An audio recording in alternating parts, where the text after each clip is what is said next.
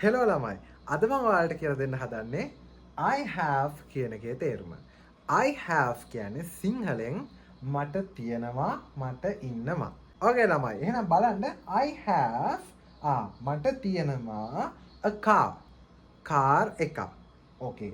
තියෙනවා ඉන්නවා දෙකටම අපිට I have ගන්න පුළුවන්. එහෙනම් I have a car කියන්නේ මට තියෙනවා කාර් එකක්.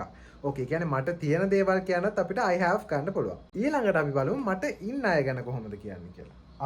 I have a dog. මට ඉන්නවා බල්ලෙක්. මට ඉන්න අය ගැන කියන්න පුළුවන්. මට තියෙන දේවල් ගැන කියන්න පුළුවන්. හරිම ලේසි. I have a car. මට තියෙනවා කාර් එකක්.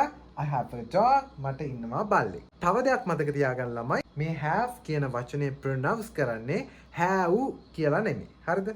have කියලා නෙමෙයි have කියලා.